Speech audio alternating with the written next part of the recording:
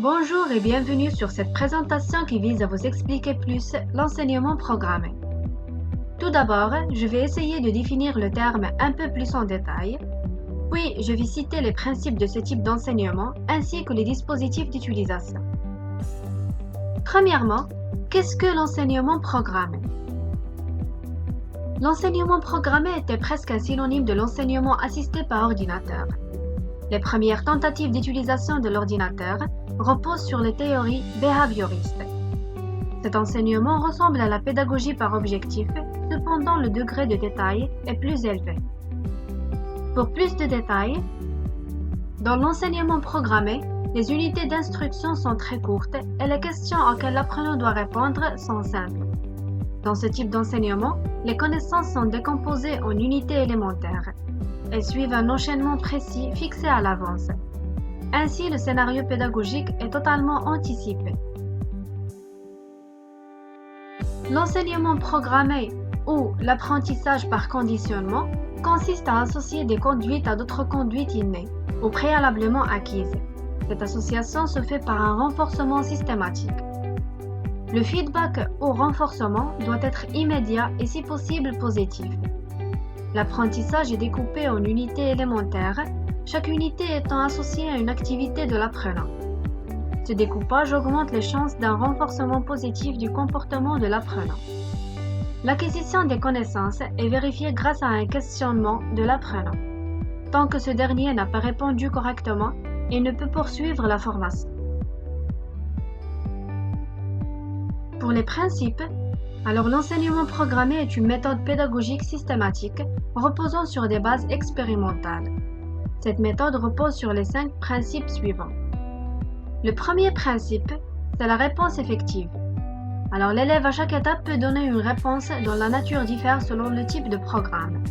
Écrire un mot, presser sur un bouton, etc. Mais est dans tous les cas manifeste et réel. Le deuxième principe, c'est le renforcement immédiat de la réponse. L'élève est immédiatement informé de la valeur de sa réponse, ce qui est pour lui une sanction positive ou négative, selon qu'il a répondu juste ou non. Le troisième principe, c'est la progression par étapes. Le programme est découpé en un nombre élevé d'éléments qui sont présentés successivement et à chacun desquels l'élève répond avant de passer au suivant. Le quatrième principe, c'est le principe de répétition. Ce principe n'est pas mentionné à côté des autres par les auteurs qui ont exposé la théorie de l'enseignement programmé.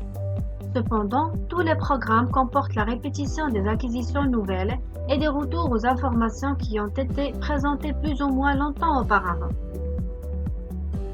Et le dernier principe, c'est la cadence de progression individualisée. Alors chaque élève travaille individuellement, seul en face du livre ou de la machine. Il conduit ainsi librement son apprentissage, déterminant lui-même le rythme auquel il aborde les éléments successifs. L'élève bien doué ou déjà quelque peu informé progresse plus rapidement et celui qui a des difficultés d'assimilation prend tout le temps qui lui est nécessaire.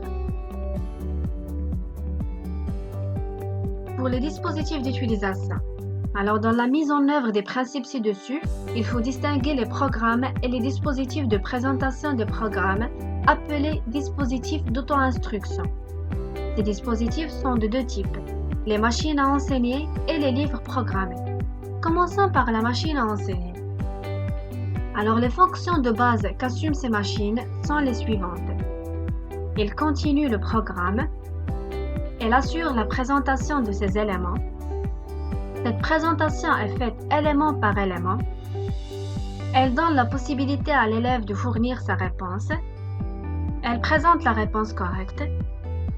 Elle donne la possibilité à l'élève de confronter cette réponse avec la sienne. Et finalement, la possibilité d'éviter la tricherie de la part de celui-ci. Essentiellement, lire la correction avant de donner sa réponse. Et pour les livres programmés, alors ces livres peuvent être des ouvrages qui se présentent extérieurement sous la forme de livres. Si certains s'ouvrent comme des livres de droite à gauche, d'autres s'ouvrent de haut en bas. Les dimensions sont parfois plus grandes que celles des livres scolaires habituels, particulièrement lorsqu'ils utilisent les mêmes types de feuilles que celles qui passent dans les machines. L'intérêt étant dans ce cas de pouvoir utiliser les mêmes textes dans les livres et dans la machine. On est arrivé à la fin de cette vidéo. J'espère que vous avez compris le principe de l'enseignement programmé. Dans la partie suivante, on va déterminer ensemble les deux types de programmes existants dans ce type d'enseignement. À très bientôt!